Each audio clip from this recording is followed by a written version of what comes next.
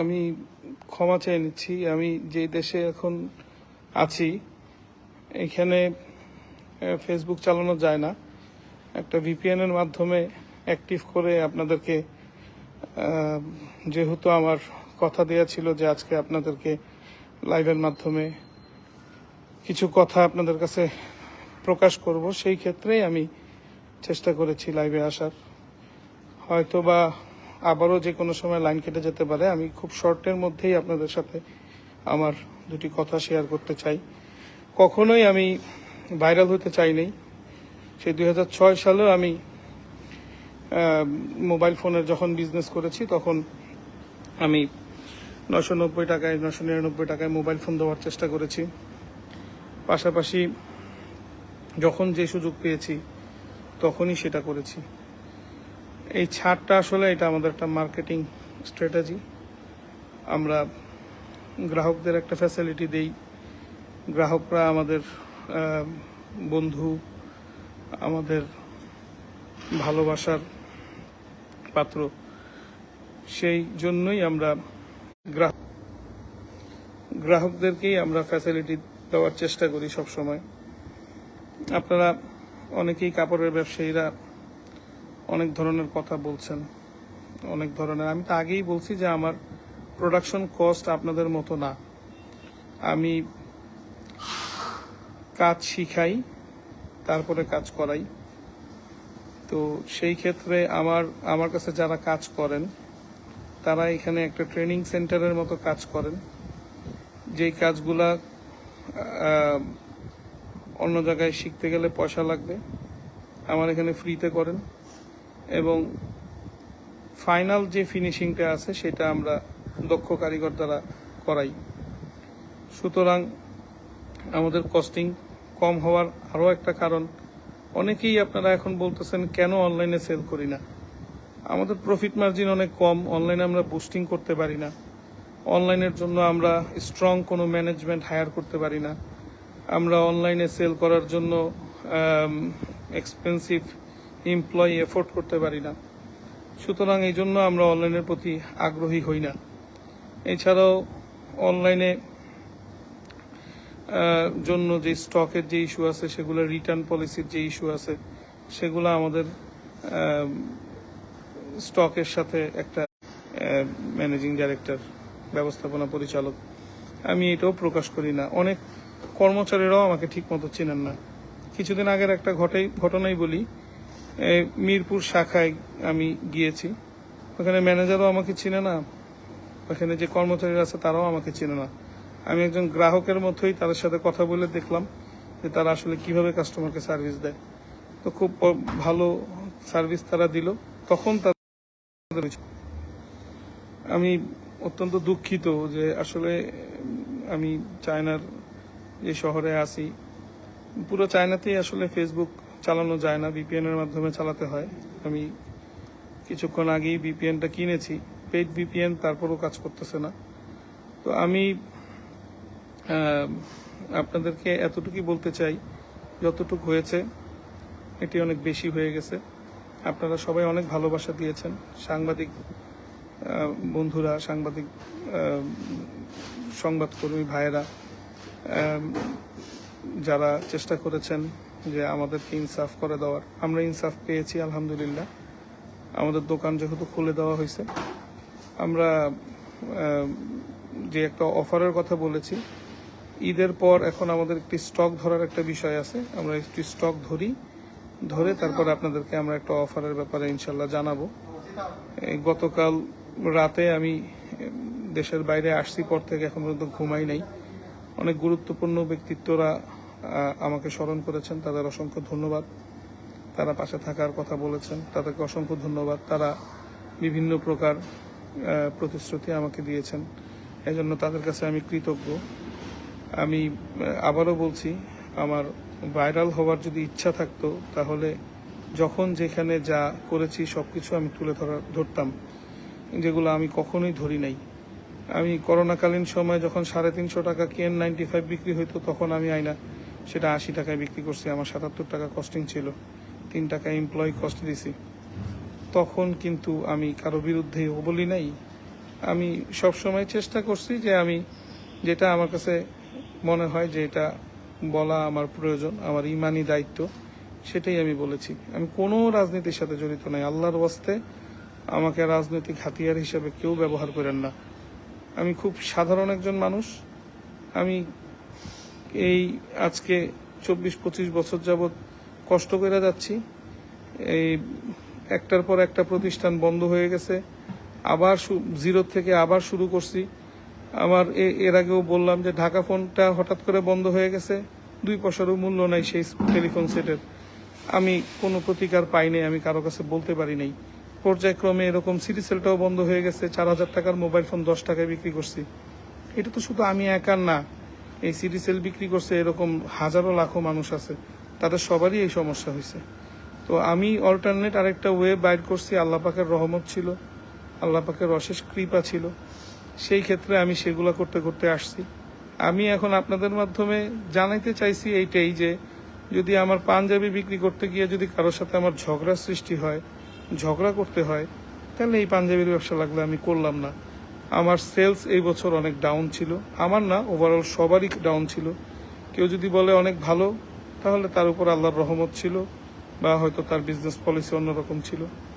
আমাদের এইবার সেলস একটা সময় পর্যন্ত অনেক কম ছিল। আমার স্টাফরা বলছে বস 10 সোজাপড়া পার হলেই সেল আসবে, সেল আসে নাই।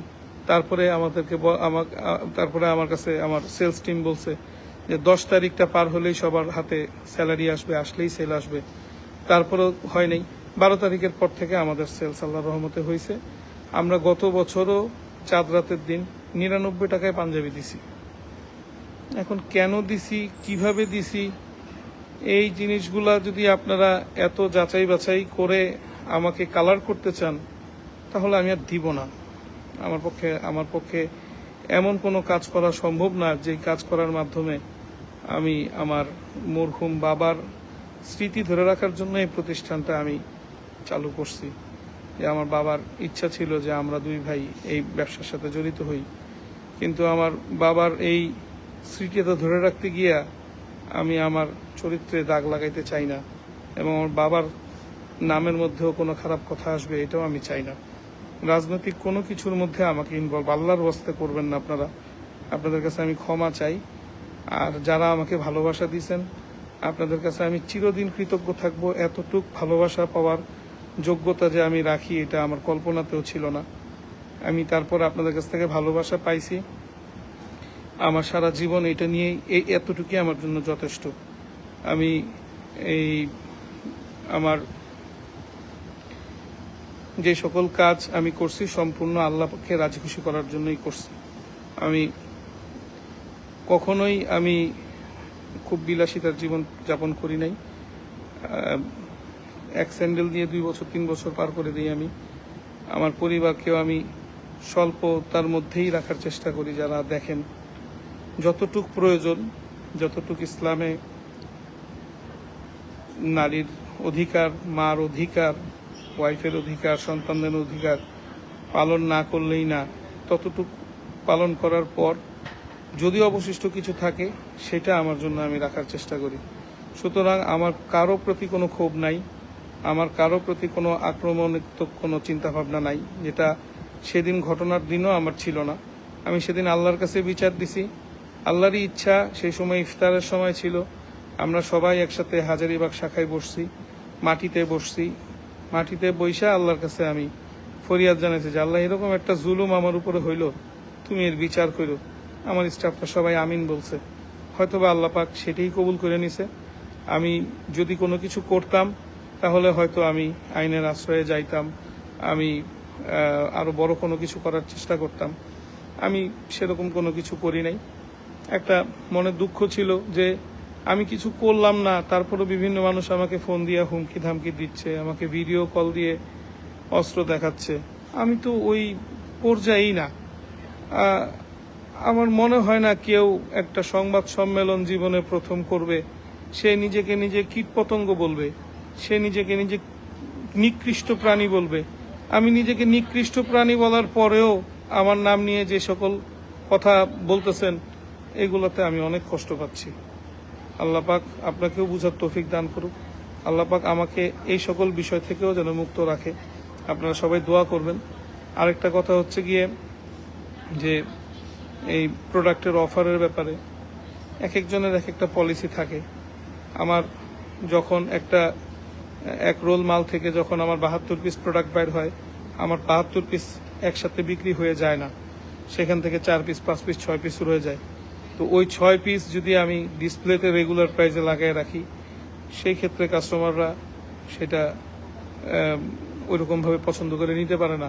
যখনই ডিসকাউন্টের রেখে চলে আসে, তার ওই পাঞ্জাবিটা দেখে ভালো লাগলে, যখন দেখে প্রাইস কম, সে ব্রেনে কল্পনা করে ফেলতে পারে যে এটা তাকে দেওয়া যায়। আমাদের এখানে 300 টাকার পাঞ্জাবি, আমি প্রায় সময়ই বলি যে 300 টাকায় এক প্লেট ভালো কাচ্চি বিরিয়ানিও পাওয়া যায় না। তো সেই ক্ষেত্রে আপনি একটা পাঞ্জাবি দিয়ে একজন মানুষের সাথে সুসম্পর্ক তৈরি করতে পারেন। 300 টাকা একজনকে আপনি উপহার দিতে পারবেন না, কিন্তু একটা পাঞ্জাবি উপহারের মাধ্যমে এটা অনেক দিন সে পড়তে পারবে। আমাদের প্রোডাক্ট কোয়ালিটি কেমন সেটা কাস্টমাররা অলরেডি বলে দিছে। ভাত রান্না করতে গেলে 2-4টা ভাত পড়ে, সেই ক্ষেত্রে 2-4 জনের হয়তো বা সমস্যা থাকতে পারে। এরপরও আমরা এই অফারও দেই যে পুরনো দিন নতুন নিন। আপনারা কি কেউই এই অফার পান নাই? আপনারা কি পুরনো পাঞ্জাবি দিয়ে নবীন পাঞ্জাবি, 2টা পাঞ্জাবি দিয়ে একটা পাঞ্জাবি ফ্রি পান নাই? আমরা কি এরকম অফার দেই নাই? আমরা কি পায়জামাতে প্রবলেম হয়েছে সেটা ওপেন আমরা ঘোষণা দিই নাই? তো আমরা সম্পূর্ণ ইসলামিক শরিয়া মোতাবেক এই ব্যবসাটা চালাতে চাচ্ছি, যে ব্যবসাটা শুধু 2028 সাল পর্যন্ত না, এই ব্যবসাটা এমনভাবে করতে যাচ্ছি যে 200-400 বছর যেন আমি না থাকলেও 200-400 বছর যেন এই ব্যবসাটা পরিচালনা হয়। সেই জন্যই আমি আমার মধ্যে মালিকানা কোনো ভাব রাখি নাই। আপনারা অনেকেই অনেক কিছু জানেন, অনেকেই অনেক কিছু জানেন না। গতকাল রাতে এই ঘটনার পরে সকালবেলাও কিন্তু একটা ঘটনা ঘটছে, কিন্তু আমি ব্যাপারটা বাড়াইতে চাই নাই। আমার একটা ফ্যাক্টরি বন্ধ করে দিচ্ছে কিছু লোকজন এসে। আমি ব্যাপারটা বাড়াইতে চাই না, আমি এখনো বাড়াইতে চাই না। আমি আল্লাহর ওয়াস্তে আপনাদের কাছে মাফ চাই। আপনারা সবাই এখন একটু চুপ থাকেন। অনেক সাপোর্ট করছেন আমাকে। আমি কিয়ামতের দিন আপনাদের জন্য আল্লাহর দরবারে দাঁড়ায় সাক্ষ্য দিব যে আমি মজলুম ছিলাম, আমার জন্য এই সকল ব্যক্তি আমার পাশে দাঁড়াইছে। আলহামদুলিল্লাহ, আল্লাহ তুমি তাদের সকলকে ক্ষমা করে দাও। আমি একজন সাধারণ মানুষ, একজন সাধারণ ব্যক্তি হিসেবে আমার যতটুকু করণীয় আমি করে যাচ্ছি। আমার অবস্থান থেকে আমি তরমুজের এই সিন্ডিকেট হয়েছে, আমি সেই তরমুজের সিন্ডিকেট কিভাবে ভাঙা যায় সেই চিন্তা ভাবনা করছি। করোনাকালীন সময়ে যা উপহার দিতে পারছি দিছি। সবসময় আমি একটা কথা বলছি যে আমার পক্ষ দিয়ে হয় না, আমি জাস্ট একটা উসিলা, আল্লাহ পাক করায়। তো আল্লাহ পাক কিভাবে করায় এটা আল্লাহ পাক ভালো জানেন। এটা কিভাবে হয়ে যায় এটা আমার পক্ষে তো সম্ভব না, এটা আল্লাহ পাকের পক্ষ থেকে হয়। আপনারা যাচাই বাছাই করে দেখতে পারেন, আমার খুব সসম্পত্তিও নাই। আমি যা কামাই সেগুলো আমি মানুষের পিছনেই ব্যয় করি। আমি এখন বেয়াদবি হবে এই জন্য, নাহলে আমি এখন আমার পরার জুতাটা পর্যন্ত আপনাদেরকে দেখাই দিতাম। এইবার যে সেলাই করে, যেই জুতা সেলাই করা লোক, সে আমার এই ড্রাইভারে বলে দিছে যে বসরে বলে দিও এটা লাস্ট, এরপর আর সেলানোর মতন এটাতে সেই শক্তিটা নাই। তো এত সাধারণভাবে জীবনযাপন করার পর যানবাহন রাখা সুন্নত, আল্লাহ রসুলের সুন্নতের মধ্যে একটি সুন্নত হচ্ছে যদি কারো কোনো ক্ষমতা থাকে সেই ক্ষেত্রে একটা যানবাহন রাখো। তো সেই ক্ষেত্রে আমার একটা যানবাহন আছে। এর বাইরে আমার কোথায় কি আছে না আছে আপনারা সব কিছু খুঁজলে পাওয়া যাবেন। ডিজিটাল বাংলাদেশ, এখন ডিজিটাল সবকিছু পাওয়া যাবেন। শুধু না আমারে নিয়ে এত বড় বড় ব্যক্তিত্ব আলোচনা করে আমাকে বিপদে ফেলায়েন না প্লিজ। আমি চাই না, আমি এইরকম ব্যক্তিত্ব আমি চাই না। আমি এরকম ব্যক্তিত্ব চাই না। একটা মানুষের অ্যাভারেজ জীবন 60 থেকে 70 বছর হয়, তার মধ্যে অলরেডি 60% আমার শেষ, 70% শেষ। আমি মৃত্যুকে বিশ্বাস করি, যে কোনো সময় আল্লাহ পাক মৃত্যু দিবেন। আমি কারো উপকার করতে না পারলে আমি সরাসরি বলে দিই আই এম সরি, আমার পক্ষে সম্ভব হচ্ছে না, আমি পারতেছি না। কিন্তু আমি কারো অপকারের কারণ হব সেরকম আমি করতে চাই না। আপনারা যদি কেউ অনলাইনে বিজনেস করতে চান, আমাদের ওই রকম ক্যাপাসিটি নাই, ওই রকম ডেলিভারি চ্যানেল নাই, আর আমরা অনলাইনকে অনেক ভয় পাই। ইভ্যালিতে আমরা অনেক বড় একটা ধরা খাইছি, যে ধরা খাওয়ার পর থেকে মানসিকভাবে শারীরিকভাবে আমিও খুব দুর্বল। এই জন্য আমি এই অনলাইনের ব্যবসার মধ্যে আমি খুব একটা ফোকাস দিতে পারি না। যদি আপনাদের মধ্যে এরকম কেউ থাকেন যে আপনাদের অনলাইনে সেল করতে পারবেন, তাইলে করতে পারেন। আমাদের এখান থেকে যদি আপনারা বাকিতে মালামাল নিয়ে বিজনেস করে স্বাবলম্বী হতে পারেন, আমরা একটা নির্দিষ্ট অ্যামাউন্ট পরিমাণ বাকি দেই, সেই ক্ষেত্রে আপনারা সেটা নিয়ে করতে পারেন। কেউ ডিলারশিপের মতো নিয়ে যদি আপনারা ওইখানে শোরুম করতে পারেন, শোরুম আপনার, পণ্য আমার, সেই ক্ষেত্রে আমাদের কোম্পানির সাথে আপনার একটা পার্টনারশিপ ডিট হতে পারে, সেটা করতে পারেন। কারণ অনেকেই এরকম মেসেজ দিচ্ছেন, সেজন্য বলতেছি। আর প্রিন্সের মালিক জনাব মাইকেল সাহেব, ওনার সাথে আমার ব্যক্তিগত কোনো খারাপ সম্পর্ক নাই, বরং ওনার সাথে আমার সামনাসামনি দেখা সাক্ষাৎও নাই। আমি 15-16 রোজার দিন ওনাকে দেখে সালাম দিছি, তবে সেদিন আমি গেছিলাম সেখানে, সে আমার সালামের উত্তর নিছে। তা এতটুকু পর্যন্তই আমার সাথে তার সম্পর্ক। সেদিন হয়তোবা সে অন্য কোনো মাইন্ডে ছিল, সেজন্য এরকম একটা পরিস্থিতি তৈরি হয়ে গেছিল। আমি আমার পক্ষ থেকে আমার মনে কিছু রাখি নাই, আপনারাও সকলে ক্ষমা করে দেন। ক্ষমা মহৎ কাজ, আপনারা ক্ষমা করে দেন। আর আমি তো আমি মনে কিছু রাখিই নাই, আমি যদি রাখতাম তাহলে সেই সময় আমি সেখানে যাইতাম। ব্যাপারটা এখানেই শেষ করেন। যদি এখানে শেষ না করেন তাহলে আমার আবার শুরু করতে হবে। আমি তো ব্যবসা বাণিজ্য করে খাই, আমার অনেকগুলো স্টাফ, এগুলোর বেতনের থেকে শুরু করে আমার দোকানপাটের ভাড়া থেকে শুরু করে সব কিছু নিয়ে আমার একটা মানসিক যন্ত্রণা থাকে, মানসিক চিন্তা থাকে। আমি এদিকেই ফোকাস করতে চাই। আপনারা দয়া করে এই বিষয়টা নিয়ে আর কেউই কোনো শেয়ার, কেউই কোনো পোস্ট আর দিয়েন না। এখানে এই ব্যাপারটা স্টপ হয়ে যাক। আমাকে যারা হত্যার হুমকি দিছে, যারা আমাকে প্রতিনিয়ত করছে, হয়তো রাগের মাথায় দিছে, আমার তাদের প্রতিও আর কোনো ক্ষোভ নাই। আমি তাদের কাছেও ক্ষমা চাচ্ছি যদি আমার পক্ষ থেকে যদি তারা কোনো মনে কষ্ট পেয়ে থাকে, আমাকে যেন ক্ষমা সুন্দর দৃষ্টিতে দেখে। কিন্তু আত্মসম্মান বোধ বলে আমার কিন্তু একটা বিষয় আছে। আমি কিন্তু খুব আত্মসম্মান নিয়ে চলি। আমি অনেক বেশি টাকার মালিক না হইতে পারলেও আল্লাহ পাক আমাকে অনেক সম্মান দিয়েছেন, যে সম্মানের বহিঃপ্রকাশ এই অনলাইন প্ল্যাটফর্মে পাওয়া গেছে, এই সোশ্যাল মিডিয়ায় পাওয়া গেছে। এটাতে আমাকে মানসিকভাবে শক্তিশালী করে তুলছে। সুতরাং আমাকে যদি এই বিষয়টা নিয়ে যদি আমাকে আর কোনো প্রকার মিথ্যার আশ্রয় নিয়ে, বিভিন্ন প্রকার কথাবার্তা নিয়ে আমাকে যদি ডিস্টার্ব করা হয়, তাহলে আমার পক্ষে কিন্তু চুপ থাকা সম্ভব হবে না। আমি প্রতিবাদী সন্তান, আমার বাবার আমি প্রতিবাদী সন্তান, আমার মার আমি প্রতিবাদী সন্তান। তো সেই ক্ষেত্রে আমি প্রতিবাদ করব, এবং এটা আমার দায়িত্ব, কর্তব্য, এটা আমার জন্য দায়মি ফরজ। আমি আবারও সকলের কাছে ক্ষমা চাচ্ছি।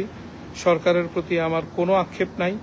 আমাদের মাননীয় প্রধানমন্ত্রী জনাব তারেক রহমান সাহেবের বিষয়ে কথা প্রসঙ্গে আসছে, ওনার নামটা অন্য পক্ষের লোক বলছে, যেটা আমি আপনাদের সামনে ভুলবশত উল্লেখ করে ফেলেছি। সুতরাং আমি তার কাছে ক্ষমা চাচ্ছি। আমাদের স্বরাষ্ট্র মন্ত্রণালয়ের মাননীয় মন্ত্রী মহোদয়, তার কাছে আমি একটা অনুরোধ রেখেছি যে এইরকম আক্রমণাত্মক পরিবেশে এই পুলিশ অফিসার, সেখানে হয়তো সেটা বলার সময় হয়তো সব পুলিশ অফিসারের ব্যাপারে আসছে, এই পুলিশ অফিসারটা এত আক্রমণাত্মক কেন হয়ে গেল, এই বিষয়টা একটু দেখার জন্য বলছি, যে তাকে একটু টেস্ট করান বা করান। এগুলো সমস্ত বিষয়ে আমার হয়তো স্লিপ অফ টাং হয়ে গেছে। আমি ক্ষমা চাচ্ছি, আমাকে আল্লাহর রাস্তায় আপনারা মাফ করে দেবেন। আমি 4টা ডাল ভাত খেয়ে আমার প্রায় 600 স্টাফ, তাদেরকে নিয়ে আমি বাকি জীবন চলতে চাই। আপনাদের কারো যদি আমার পণ্য পছন্দ হয়, দয়া করে আপনারা কিনবেন। যদি পছন্দ না হয়, দয়া করে আপনারা কিনবেন না। কিন্তু এই পণ্য সামগ্রী নিয়ে বিভিন্ন ধরনের যে আলোচনা সমালোচনা চলতেছে, এই বিষয়গুলো যদি সরকার চায় আমার কাছ থেকে কস্টিং নিতে, এবং সরকার যদি প্রতিজ্ঞাবদ্ধ থাকে যে আমার পলিসিটা তারা কারো কাছে বিক্রি করবে না, শেয়ার করবে না, এবং আমার এই পলিসিটা তারা ফ্ল্যাশ করবে না, কারণ এটা তো একটা বিজনেস সিক্রেট। এই বিজনেস সিক্রেটটা আমি তো আমার ভাইয়ের সাথেও শেয়ার করি না, আমার বিয়ে করা বউয়ের কাছেও শেয়ার করি না। সুতরাং যদি সরকার চায়, যদি 10 জনের ভালো হয়, সেই ক্ষেত্রে আমি আমার বিজনেস সিক্রেটটাও শেয়ার করব। কয় গজ কাপড়ে পাঞ্জাবি হয়, কয় টাকা খরচে পাঞ্জাবি বানাই, স্টাফদের খরচ কত দেই, সব খাতে লিপিবদ্ধ আছে। সেই সকল কিছু মিলে আমি আপনাদেরকে হিসাব দিয়ে দিতে পারবো। আমার স্বর্ণের গাছ নাই, আমার টাকার গাছও নাই, আমার বাবা খুব ধনী ব্যক্তিও না যে আমি সেখান থেকে ব্যাকআপ দিয়ে দেই। আর আমি হারাম কামাই করি না। আমি মৃত্যুকে ভয় পাই, আল্লাহকে ভয় পাই, এবং আমার ভিতরে ইসলামিক শিক্ষায় শিক্ষিত আমি। সেই ক্ষেত্রে এমন কোনো কাজ আমি করে আমি গরিবের উপকার করতে যাব না যেটার কারণে কিয়ামতের দিন আমার আবার আল্লাহর কাছে জবাবদিহি করতে হয়। সকলকে ধন্যবাদ। আসসালামু আলাইকুম ওয়া রাহমাতুল্লাহি ওয়া বারাকাতুহু। ভুল ত্রুটি সকলেই ক্ষমা সুন্দর দৃষ্টিতে দেখবেন।